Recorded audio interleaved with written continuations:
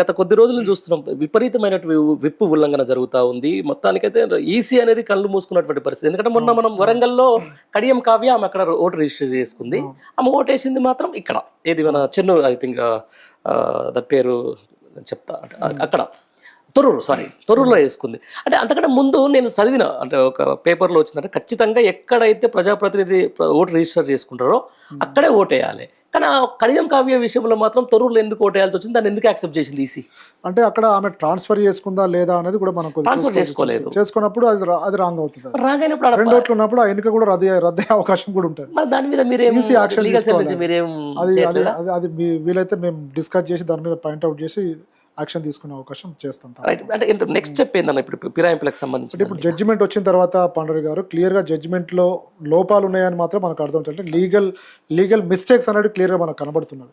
Party ఫిరాయింపుల చట్టం ప్రకారం తీర్పు లేదని మనకు క్లియర్గా అర్థమవుతుంది. నిజంగా మేము ఎవిడెన్స్ పెట్టినప్పుడు ఫిరాయింపుల చట్టం అంటే ఏందో కాన్స్టిట్యూషన్ క్లియర్గా చెప్పడం, డెఫినేషన్ ఇవ్వడం జరిగింది.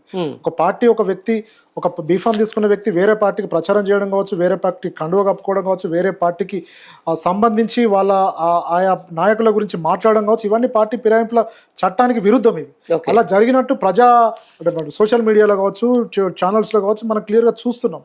అక్కడ ప్రాపర్గా మేము ఎస్టాబ్లిష్ చేసినప్పటికీ, ఎవిడెన్స్ని ఎస్టాబ్లిష్ చేసినప్పటికీ తీర్పు మాకు అనుకూలంగా రాలేదు కాబట్టి దీన్ని మేము సీరియస్గా తీసుకునే అవకాశం ఉంటుంది. హైకోర్టు కూడా ఈ తీర్పును ఛాలెంజ్ చేసే అవకాశం కూడా ఉంటుంది. రైట్. మామూలుగా ఇప్పుడు వాదులు ప్రతివాదులు, ఇప్పుడు ఎవరైతే ఎమ్మెల్యేలు కొంతమంది మా పార్టీ నుంచి గెలిచి వాళ్ళు మారారని చెప్పేసి వాళ్ళు ఫిర్యాదు చేశారు స్పీకర్కు. అయితే వివరణ ఇచ్చే క్రమంలో వీళ్ళు లిఖితపూర్వకంగా ఇస్తారా, లేకపోతే స్పీకర్ డైరెక్ట్ ఇట్లా వాదన ప్రతివాదాలు చేసుకుంటారు? వివరణ ఇచ్చినప్పుడు లిఖితపూర్వకంగా ఇవ్వడం జరుగుతుంది. క్రాస్ చీఫ్ జరిగేటప్పుడు మాత్రం వాళ్ళు చీఫ్ చెప్తారు, ఏం జరిగిందో చెప్తారు. నేను బీఫామ్, ఇప్పుడు ఫర్ ఎగ్జాంపుల్ ఒక ఎమ్మెల్యే టీఆర్ఎస్ నుంచి గెలిచిన వ్యక్తి, నేను టీఆర్ఎస్లో బీఫామ్ తీసుకున్నాను, ఇప్పుడు టీఆర్ఎస్లోనే ఉన్నాను, కాంగ్రెస్కి వెళ్ళలేదు, వాళ్ళు చెప్పేది ఏంటి, అభివృద్ధి కోసం నేను కాంగ్రెస్తో వెళ్తున్నాను చెప్పడం జరుగుతుంది. ఇప్పుడు నాకు తెలిసి స్పీకర్ గారు అదే నమ్మినట్టు మనకు క్లియర్ గా కనబడుతుంది.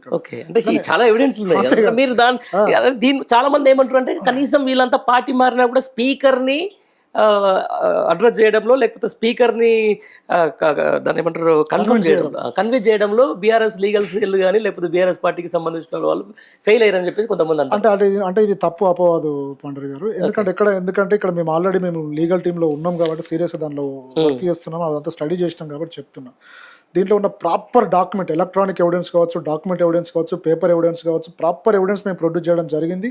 ప్రాపర్గా క్రాస్ చేయడం కూడా జరిగింది. జరిగినప్పుడు ఇలా తీర్పు రావడం అనేది, మీరు అన్నారు వాజ్పేయి గారు అని. అవును, నిజంగా వాజ్పేయి గారు రూలింగ్ మనం చూసుకోండి. నేను టీఆర్ఎస్ లో లీగల్గా ఉన్నప్పటికీ, చాలా కేసులు చేస్తున్నప్పటికీ వాజ్పేయి గారిని అన్ని పార్టీల వాళ్ళు అప్రిషియేట్ చేస్తుంటారు. ఆ టైంలో ఆయన ప్రతిపక్షాలను కూడా, నాయకులను కూడా మెచ్చుకున్న సందర్భం మనం చూసినాం. ఆయన పార్టీ వాళ్ళని కూడా చాలా మందిని సస్పెండ్ చేసిన సందర్భాలు మనం చూసినాం.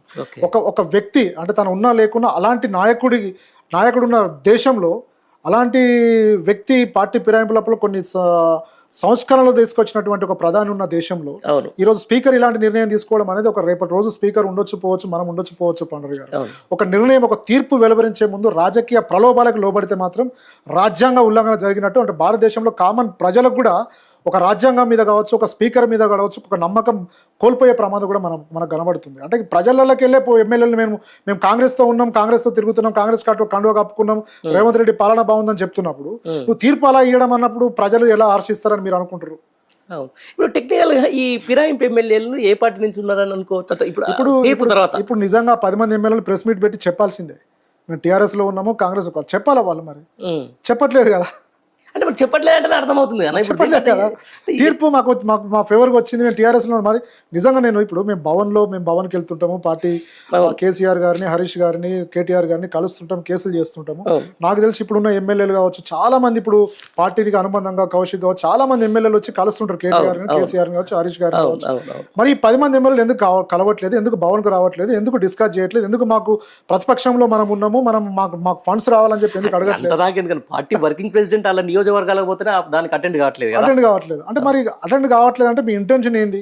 ప్రజలకు అర్థమైంది. అంటే స్పీకర్ గారు కూడా ఈ విషయంలో అంటే ఒక ఉన్నత స్థాయిలో ఉన్నటువంటి మిమ్మల్ని కూర్చోబెట్టారు, ప్రజలు కూర్చోబెట్టారు. ఏదో రేవంత్ రెడ్డి కాదు, మీకు సంబంధం ఎమ్మెల్యేలు గారు, మీరు ఒక వ్యక్తి, ఒక సిన్సియర్ ఒక నాయకుడు, రాజకీయ నాయకుడు అని. అప్పుడు మనం వాజ్పేయిని ఎలా తీసుకుంటామో ఈరోజు మిమ్మల్ని అంత అత్యున్నత స్థాయిలో మిమ్మల్ని కూర్చోబెట్టినప్పుడు తీర్పు ఇచ్చే క్రమంలో కొన్నిటిని పాటించి కొన్ని నియమాలను, కొన్ని నిబంధనలను, పార్టీ ఫిరాయింపుల ప్రిన్సిపల్ అంటే మెయిన్ ఆ సోల్ని మీరు మిస్ చేసిరని మనకు క్లియర్గా ఇక్కడ కనబడుతుంది. అంతే. అంటే ప్రజాస్వామ్యంలో ఎవరైనా గెలుస్తూ ఉంటారు, పార్టీలు మారుతూ ఉంటారు. సరే, అది అభివృద్ధి కోసమో వాళ్ళ స్వయ ప్రయోజనాల కోసం ఏదో కూడా జరుగుతుంటది. కానీ ఇట్లాంటి ఒక విపత్కరమైన పరిస్థితి ఇదివరకు ఎప్పుడైనా జరిగిందన్న ఈ తెలంగాణలో వచ్చినటువంటి పార్టీ ఇలాంటి జరగలే. అంటే చాలా వరకు మీరు చెప్పారు కదా పండ్రు గారు, ఇంతకుముందు చాలా సందర్భాల్లో హైకోర్టులు సస్పెండ్ చేసిన సందర్భాలు ఉన్నాయి. అవును.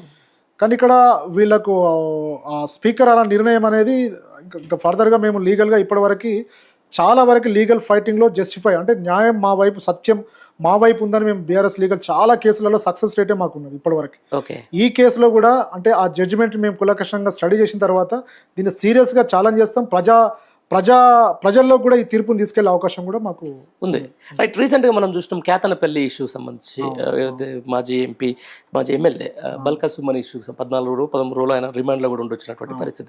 ఏదైనా కేసు ఏంది అసలు? ఒకసారి మళ్ళీ ఏదో కొత్తగా ఈరోజు ఏదో కేసు కొట్టేసినట్టు ఏదో స్పాష్ అయినట్టు దాని మీద ఒకసారి డీటెయిల్ సుమన్ గారికి నాకు 2009 నుంచి సుమన్ గారు ఉద్యమం కేసులు దాదాపు 100 కేసులు చేసిన అనుభవం నాకుంది. సుమన్ గారు లీడర్షిప్ అదంతా. ఇక్కడ ఈ విషయంలో సుమన్ గారికి సంబంధించిన ఇక్కడ లీగల్గా అఫెన్స్కి సంబంధించి ఏఎస్ సెక్షన్ కూడా వాళ్ళు పెట్టినటువంటి 2 ఎఫ్ఐఆర్లు, FIR number 40, FIR number 41 Ketanapalli పోలీసులు ఇల్లీగల్గా ఎఫ్ఐఆర్ నమోదు చేయడం జరిగింది. నిజంగా ఒక చైర్మన్ని, వైస్ చైర్మన్ ఎన్నుకునే క్రమంలో అందరూ అక్కడికి వెళ్ళడం జరుగుతుంది, ఓటేయడానికి వెళ్ళడం జరుగుతుంది. వివేక్ గారు రావడం జరిగింది. ఇప్పుడు సుమన్ గారు ఆ మంచిర్యాల ఇన్ఛార్జ్ కాబట్టి తన పార్టీ సపోర్టర్స్కి ఓటు వేయించుకోవడానికి అక్కడికి వెళ్ళడం జరిగింది.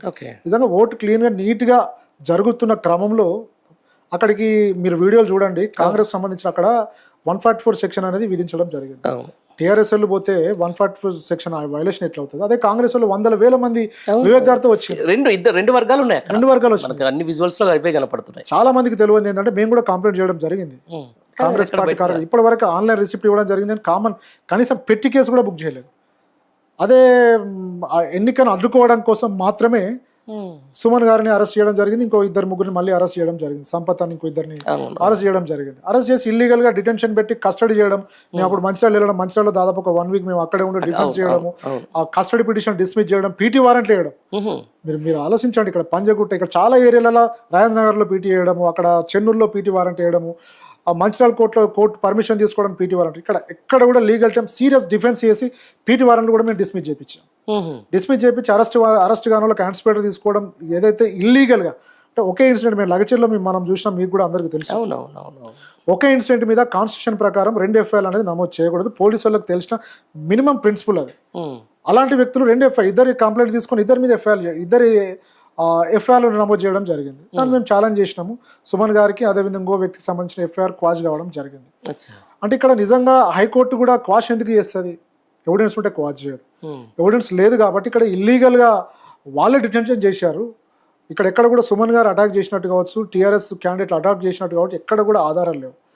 ఒక పోలీస్ వ్యక్తికి దెబ్బలు తగిలినాయి, రాళ్ళు రువ్వడం వల్ల తగిలినాయి. అది ఎవరి దగ్గర మేము కంప్లైంట్ ఇవ్వడం జరిగింది. కాంగ్రెస్ వ్యక్తి ఇలా చేసిండ్రు, కాంగ్రెస్ కార్యకర్తలు చేసిరని కంప్లైంట్ ఇవ్వడం జరిగింది. దాని మీద ఎంక్వైరీ చేయకుండా సుమన్ గారిని అరెస్ట్ చేసి డిటెన్షన్ చేసి ఒక 14 రోజులు జైలు ఉంచారు. ఈరోజు ఏమైంది? హైకోర్టు ఏం చేసింది? క్వాష్ చేసింది. అంటే ఇక్కడ ఏంటంటే లీగల్గా అంటే ఆ ఎన్నిక ఆపడానికి కోసం సుమన్ గారిని ఇబ్బంది పెడితే ఏమైంది? ఎన్నిక ఆపాలి. హైకోర్టు కూడా క్లియర్గా నీట్గా ఎన్నిక పెట్టండి, కాన్స్టిట్యూషన్ ప్రకారం ఎన్నిక పెట్టండి, దానికి ఎలాంటి ఇబ్బందులు కలిగించకుండా ఎన్నిక పెట్టండి, హైకోర్టు కూడా తీర్పు ఇవ్వడం జరిగింది. అంటే చట్టం అనేది ఇక్కడ ఉంది, కాన్స్టిట్యూషన్ అక్కడ ఉంది, ఇక్కడ తీర్పులు అనేవి ఉన్నవి అనే విషయం మరి కాంగ్రెస్ ప్రభుత్వము, హోమ్ మినిస్టర్ మరి మర్చిపోతున్నారా? వివేక్ గారు మర్చిపోతున్నారా? నిజంగా కాన్స్టిట్యూషన్కి సంబంధించిన మరి ఏం జరుగుతుంది అనేది వాళ్ళు దీని మీద విశ్లేషించుకుంటే బాగుంటుందని మాకు